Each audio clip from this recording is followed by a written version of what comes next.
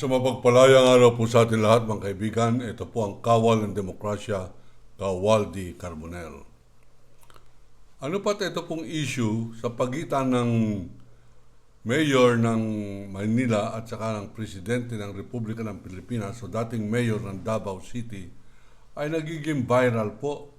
At dahil po rito, nakatanggap po tayo ng tawag sa isa pong kaibigan nating security guard sa Puerto Princesa na kung saan inulit niyang muli sa akin ang isang nakakabagbag damdamin na istorya na ang kasangkot po rito ay walang iba kundi si Mayor Rodrigo Duterte ng Davao.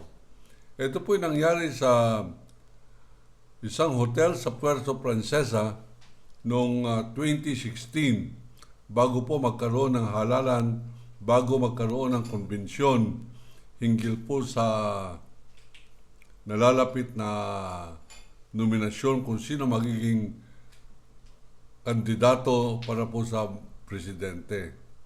Yan po ay nangyari noong mga June 2015 na nagkaroon po ng konbensyon sa Aziza Paradise Hotel, Puerto Princesa. Aziza Paradise Hotel, Puerto Princesa.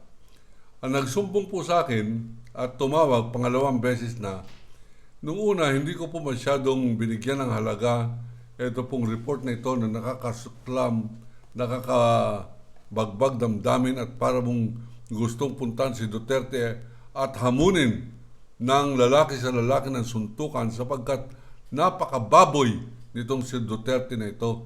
Pero hindi ko po pinalipas ko yan.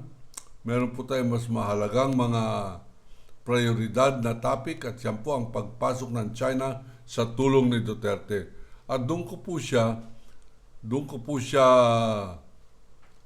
binabakbakan at doon ko po siya hinahamon ng debate. Doon ko po siya kinokomentaryuhan. Hindi po yung ginawa niyang pambababoy. Ngunit ngayon, at nagbumuka po siyang isang morally upright person na pinipintasan niya itong pag-display ng swimming trunks na ang tawag niya ay bikini ni Isko Moreno na parang niyang sinasabing hindi ka disenteng tao at sila ay dalawa ay nagbabangayan sa social media.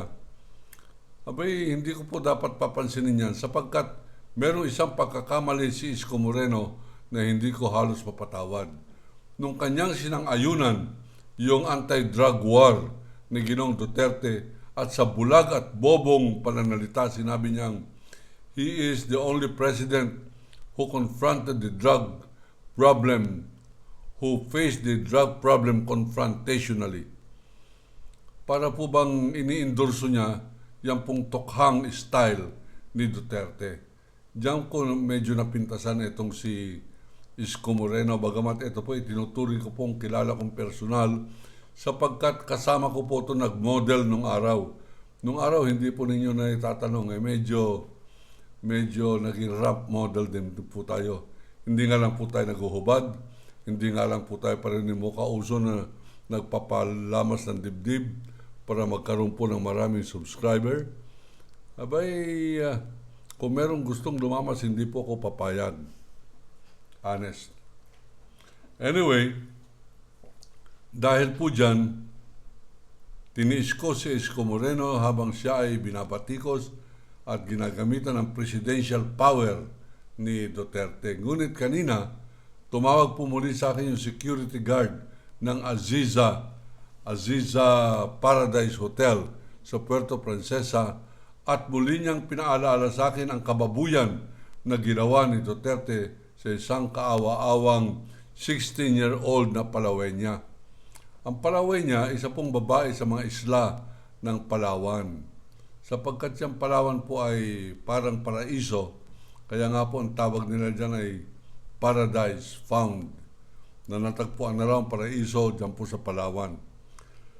At dahil po sa kasikatan na yan ng Palawan, yan po ay naging tampulan ng atensyon noong 2015 sapagkat voted o binoto bilang isa sa mga 7 wonders of the world yung underground river ng Palawan. At dahil po dyan dumagsa ang marami pong mga turista, pinag-usapan sa buong mundo at sinasabi nilang pinakamagandang beach o pinakamagandang isla sa buong mundo, next to none, na hindi siya papangalawa kahit kanino, next to none. At yan ay walang iba kundi ang Palawan. At ang kapital o kabisera ng Palawan ay Puerto Princesa. Kaya nga po pagka ikaw ay magkukumbensyon, kami mga Rotarians o kami mga Alpha Pi Omega o mga Mason, isa sa mga choice venue ay yan pong Palawan o Puerto Princesa. Sapagkat yan ang pinakamagandang lugar sang-ayon sa Travel Association of the World, sa International Association of Travel Agency, pinakamagandang lugar na pinakamalapit sa definisyon ng paraiso ang Palawan. Ngayon, mga kaibigan, dyan nagkukumbensyon, pero napakamahal po dyan sapagkat malayo po siya, mag-aeroplano ka. At dyan ang napiling konbensyon ng lahat ng mga barangay chairman at ng lahat ng mayor ng Davao Province noong 2015 upang pumili sila kung sino ang kanilang itatapat na presidential candidate sa susunod na halalan. At yan po ay kanilang napagkaisahan na si Duterte na siya pong nag-sponsor ng convention na yan ng mga barangay chairman at mga local government leaders dyan po sa Palawan. Siya po ang nahirang na maging Pangulo, presidential candidate sa pagkapangulo at ito po ay kanyang tinanggihan. Ang kanya pong pagtanggi ay kasama po yan dun sa sinabi na Stephen Yang na isang taktika upang mapatagal ang kanyang presensya sa media. Yung negatibong aspeto po ang inireport sa akin ni Duterte, nung hindi ko po papangalanan muna to security guard dito. Ngunit ang sabi niya po sa akin, kung ikaw ay challenge, hahamunin ka Mr. Carbonell at sasabihin nilang fake news itong sinasabi ko sa iyo at ikaw ay hahamunin na maglabas ng ebidensya, saka ako lalabas at manunumpa ko dito sa aking inire-report sa iyo. Kaya po, makinig mabuti kayo mga Duterte fans sapagkat i-reveal ko po sa inyo ito pong aking pinaniniwalaan na tunay na nangyari.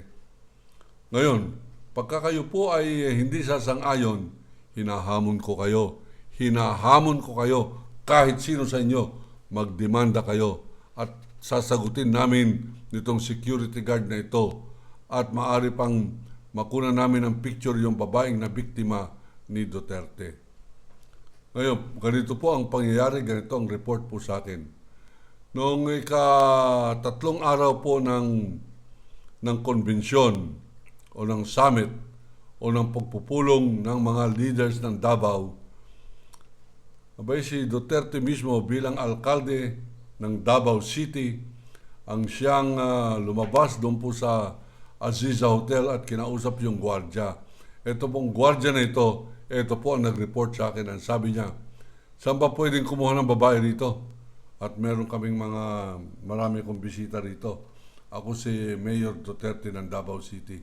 Sabi mo lang sa akin kung magkano. Ang sabi ng guard, Sir, hindi po ako bugaw, ako po ay gwardya. Wala po ko alam dyan. Minura ngayon siya. Pini-UTA siya, minura, at saka sinabing, ano kang klaseng gwardya kung wala kang alam tungkol sa paano mag-asikaso ng mga bisita. Sabi niya, Sir, siguro makipag-usap na lang kayo dyan sa mga sa mga tricycle driver sapagkat sila naglilibot, sila ang nagdadala rito, sila ang may alam kung saan makakuha yung sinasabi ninyong babae para sa inyong mga bisita. Minura uli siya nung Mayor Duterte at ito po'y umalis. Malaunan, mga kaibigan, may dumating na nakatricycle na babae. Ito po'y nakabulaklakin ng berde at puti at ito'y dinala kay Mayor Duterte. Itong babae na ito, iniskortan po nitong guard doon po sa kwarto ni Mayor Duterte, doon po sa Aziza Paradise Hotel, dyan po sa Puerto Princesa.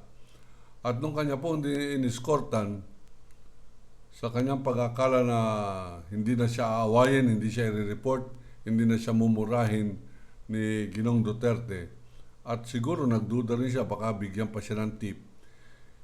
Inassist niya o iniskorta niya yung babae na ito, na tawagin na lamang natin sa pangalang Lorna, hindi po yan ang kanyang tunay na pangalan.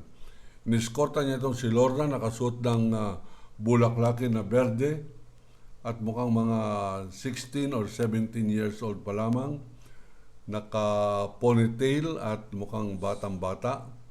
Ito po dinala kay Duterte. Si Duterte mismo ang nabukas ng pinto at pinatuloy niya yung babae. Ngunit, nung nakita ng guard, hindi lang pala si Duterte nasa loob ng kwarto. Meron pa siyang 5 kasama doon sa loob ng kwarto. So, okay lang sa guard. Siguro, mas mapapabuti pa dun sa babae na yan pagka hindi siya gagalawin at siya ay parang papasayawin na lamang o papakantahin o mapagbigyan lamang si Duterte na mapagbigyan ng isang babae sa isang gabi. Yun po ang nangyari, pero hindi po dyan nagtapos yung pong kwento na yan, sapagkat ang unang angal nung security guard ay yung 2 beses siyang minura at sinurot-surot yung kanyang muka sa tapat ng kanyang mata, samantalang siya naka-uniforme ng pagka-security guard dyan sa hotel. Yung po ang kanyang sama ng loob. Ngunit handa pa rin siya makipag-areglo sapagkat matapang na mayor ito. Kanyang nabalitaan itong si Duterte. Meron tong Davao Death Squad at maaring kasama niya pa yan dyan sa Puerto Princesa sapagkat hindi pala nakakapaglakad dyan ng walang isang platoon ng mga bodyguards. Yung platoon, mga kaibigan, siguro mga 7 hanggang 10 yan sa platoon ni Duterte ng mga bodyguard. At dahil po dyan, siya ay napag-alaman na nakilala bilang isang matapang na tao, itong si Duterte, at nagpapasalamat yung guard sapagkat hindi siya nasampal, hindi siya tinutukan ng baril, at hindi siya binura lamang siya, at siguro nag-akala rin siya na baka makabuti pa pag iniskortan ko ito babaeng ito dun sa kwarto mismo ni Mayor Duterte. Baka siguro lang, ito po hindi sigurado, mabigyan siya ng tip, 100, 500. Yan po ay isang journalistic supposition lamang. Ngayon, hindi po dyan nagtapos yung pong kwento na yan, yung pagmumura ni Duterte at hindi niya pagbibigay ng tip. Nung siya po ay nagbalik na sa kanyang pwesto, matapos po mga 30 minutos, yung si Lorna ay tumatakbo, umiiyak, papunta po sa kanya at nagsabing iligtas siya, tulungan siya, sapagkat siya ay sinalbahe. Dinala siya ngayon doon sa isang security guard house at in-interview nung gwardiya. Sabi, paano ba nangyari? Sir, pinasayaw-sayaw nila ako. Bibigyan daw ako ng 1,000. Di sumayaw-sayaw naman ako. Ang problema, pinahubad ako. Nung naghubad ako, nandyan na rin lang, naghubad na rin ako. Ang problema, sir, pinahiga ako ni Mayor Duterte mismo. Nung siya ay naghubad na, tumayo siya at kumuha ng bote ng San Miglite, uminom, at siya ay, sabi niya, nakakaya naman, may mga nanonood. Lumapit si Duterte, Mayor Duterte, at meron pang laman ng konti yung kanyang San Miglite. Yan po ay kasinlaki lamang ng bote ng 7-Up.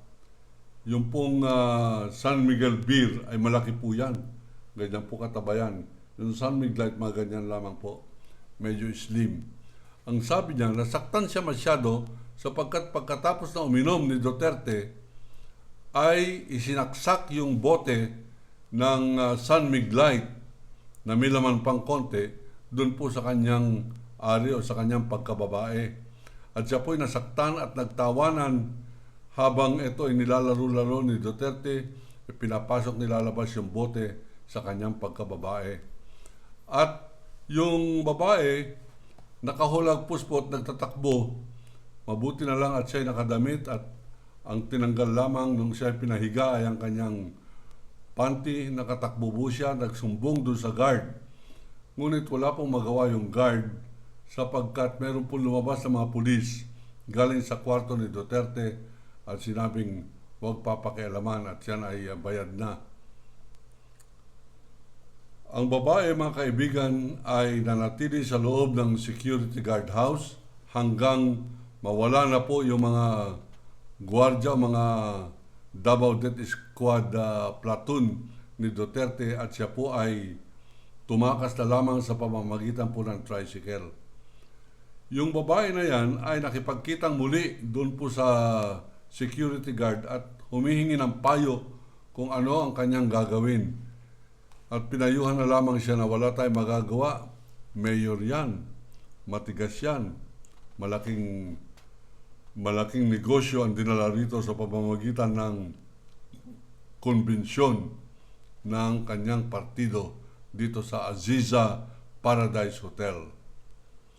Bakit po natin inuungkat ito ngayon? Sapagkat binababoy niya po itong si Moreno at ang kanyang issue lamang ay nakita niya sa Facebook na ito'y nakahubad na nakapangligo, naka-underwear, naka-jockey. At ang sinabi niya, immoral na tao ito. Bakit pinaniniwalaan ang mga pareho nito sa kanyang pagsasabing maganda ang ginagawa niyang pagtugon ng ayuda at pagtugon dyan sa COVID-19 at vaccination project na Maynila? Ba't kayo maniniwala nakabikini lang to? At kanya pong masyadong kasama ang kanya mga trolls na bayaran, siyempre, pinagtulong-tulungan itong si Mayor Isko Moreno sa kadahilanan ng politika sa akin pong tingin sapagkat lumalabas na isa sa mga presidential timber na maaaring lumaban kay Sara Duterte ay walang iba kundi si Isko Moreno, Leni Robredo at si Pacquiao. Hindi po malaunan na yan si Pacquiao ay mabubugbog din ng trolls yan sapagkat napakalaki ng budget ng mga inchik ng trolls dito po sa labanan na ito. Kung malaki po ang kanilang ginastos noong 2016, ngayon po ay doblado sapagkat halos makupay na po nila ang buong Pilipinas. Ngayon mga kaibigan, ano po yung mga ating mga ebidensya kung bakit masyadong importante o masyadong nakakalamang ito mga inchik at kung bakit itinuturing na nilang ang Pilipinas ay probinsya na nila, lalo tigit ang Davao. Yan Davao ay kanilang gagawing capital ng bagong probinsya ng Pilipinas sa ilalim ng Communist China, courtesy of Duterte. Sapagkat hanggang ngayon, meron pa naniniwala kay Duterte, meron pang mga sumusunod, meron pa nagtatanggol dyan sa social media at tahimik pa rin ang mga mainstream media at tahimik pa rin ang military, tahimik pa rin ang Congress, tahimik pa rin ang Senado. Sa Senado, nandyan nakabinbin ang Senate Bill 2094. Ano po yan? Yan po ay gagawing batas sang-ayon sa utos ni Duterte na sinabi niya ng SONA, certified as priority and urgent, itong Senate Bill 2094. Ano po nilalaman yan? Yan po ang nagbibigay ng legalidad ng magmamayari na mga inchik ng 100% ownership ng kahit na anong negosyo dito sa loob ng Pilipinas. Kasama na dyan ang media, kasama na riyan ang telco, kasama na pati tubig, kasama na pati kuryente, lahat ng negosyo na sa ating saligang batas, dapat pinakamataas ay 40% lamang ang pagmamayari ng mga dayuhan at 60% pagmamayari ng Pilipino. Yan ang dahilan kung bakit binabakbakan mabuti ng Kongreso ni Marcoleta, Defensor at ni Remulla itong si Gaby Lopez sa issue na si Gaby Lopez Kuno ay Amerikano at therefore hindi nararapat na maging chairman ng ABS-CBN. Ngayon mga kaibigan, 100% ownership ang hinihingi ni Duterte para sa mga inchik na sila po magmamayari ng mga negosyo dito sa ating bansa. Ito po ay talagang hayagan na pananakop na hindi ginagamit ang baril ng mga inchik sapagkat ang tumututok sa kanila, Philippine Army, ang tumututok sa kanila, Philippine National Police, ang tumututok sa kanila, Navy, Coast Guard at Air Force ng Republika ng Pilipinas. Hindi kinakailangan tumutok ng baril ang mga inchik sapagkat eto mga army nila pag pumasok, lahat ng mga lalaking inchik, komunistang inchik, ay army yan. Pagdating ng edad na 18, dinadraft na po yan bilang army hanggang edad 35. Sila po ay regular member ng People's Liberation Army ng Communist China. At yan po, lahat ng pumasok po sa atin ngayon, 3,600,000 na. Abay, panay military pong inchik yan. At eto, sila pa ngayon ang magmamayari ng lahat ng industriya ng Pilipinas. Hindi naman tayo tututukan. Gagamitin nila ang droga sapagkat 4 na doble ngayon ang itinaas ng kalakalan ng droga. Therefore, 4 na doble rin ang kita ng mga mangangalakal ng droga na lahat ay inchik at ang kanilang mga runner, siguro yung mga Pilipino at kasama na po riyan yung isang general ng pangalan ay Oscar Albayalde, naging hepe pa ng Philippine National Police. Kaawa-awa mga Pilipino, mga kaibigan. Dito mismo sa ating bansa ay tagilid ang kanilang laban dyan po sa malalaking pera na yan sapagkat drug money yan. Tayo'y nilulunod sa shabu at ang kinikita nila mula sa mga Pilipinong mga adik ay kanila ring gagastusin upang gamitin sa pagsakop sa ating bansa. Ito po yung ating pong report na dapat labanan po natin itong Senate Bill 2094 na ito. At ang isa sa mga magiging biktima nito ay napag-alaman ko, yan pong mga Truckers Association natin, nangangamba na yung kanila pong mga negosyo sa trucking ay unti-unti pong mawawala sila dyan sa negosyo na yan sapagkat ang magmamayari na ng mas malalaking mga fleet ng sasakyan, mas moderno mga sasakyan, therefore mas mataas na sweldo ng mga driver at mas mabilis ang koneksyon sa customs. Wala na magmamayari kundi mga inchik, mga kaibigan, sa pamamagitan ng Senate Bill 2094. At hindi lamang po yan ang ating full report. Nakatanggap din po tayo ng report na 2 beses isang gabi, kung bakit gabi naman, alas 11 at alas 2 ng gabi, ay dumarating po ang C-130 mula po sa China. At ang laman po nito ay mga cargo na hindi na po dumadaan sa customs sapagkat meron na kunyaring mga customs pero mga pulis Davao po yan, ang mga tauhan ni Duterte na sila na po ang umasikaso dyan po sa napakalaking eroplano na dumarating na yan. At sinasalubong yan ng bus, pumapasok ang mga maraming mga inchik, mga lalaki at babae sapagkat meron din pong babaeng military. At ito po ay hindi na dumadaan sa customs, hindi na pinoprocess ng Bureau of Immigration. Yan po ang report po sa atin. At yan po ay atin pong kinounter-check at ganyan pa rin po ang report sa atin ng ibang source natin. Na totoo na tuloy-tuloy ang pagdating ng mga eroplano na hindi po naman nakalagay China Airlines. Nakalagay po ay Air Cargo Express Pacific. Air Cargo Express Pacific. Kung cargo yan, bakit pala inchik ang laman? Bakit bus load at hindi mga truck ang sumusundo? Cargo yan. Ganun pa man, dyan din pala sinasakay ang shabu na nasa mga maleta, mga kaibigan, sapagkat ang customs ay hindi na customs, kundi mga tauhan na ni Sara Duterte at ni Pulong Duterte.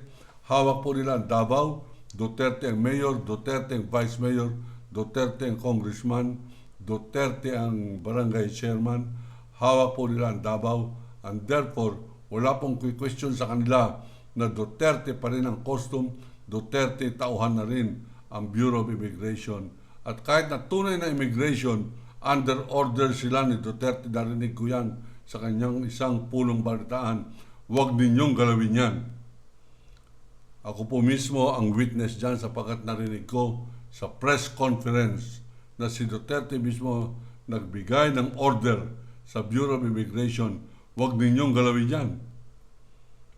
Ngayon mga kaibigan, ano po ang ating hinaharap? Ito pong darating na halalan na ito, hindi ko alam kung bakit pinagkakaguluhan pa ito. Wala po tayong tunay na halalan. Ito po ay ang lalabas niyan ay kung ano ang ginusto ni Duterte ni Xi Jinping. Yan po ang lalabas dyan. Pag gusto nilang lumabas bilang presidente si Sara Duterte, I'm sorry to say, yan po ang lalabas.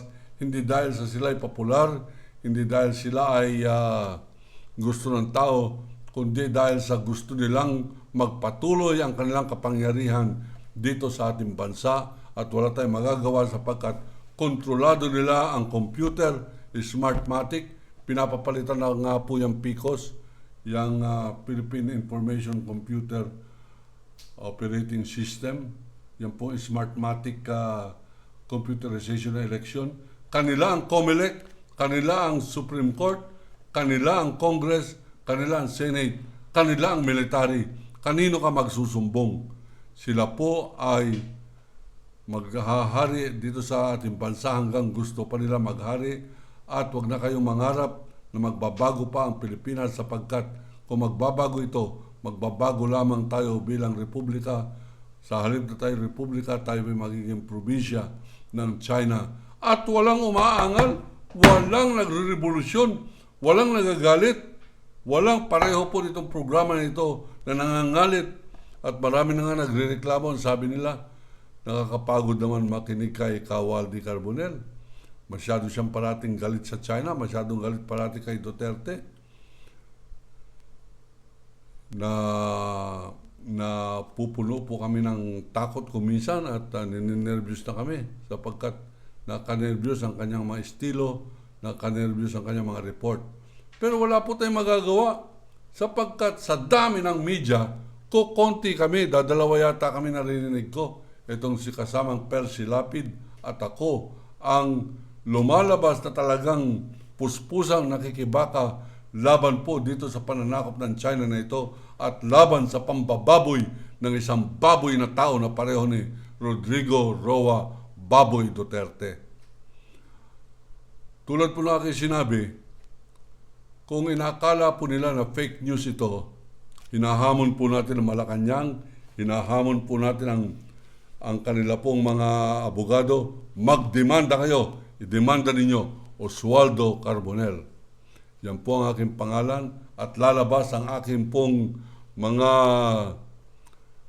ebidensya at aking mga saksi pag tayo nagharap-harap sa korte para mapaigi po ninyo na talagang naninindigan ako at hindi ako natatakot sa inyo mga tao ni Duterte, mga traidor sa bansang ito.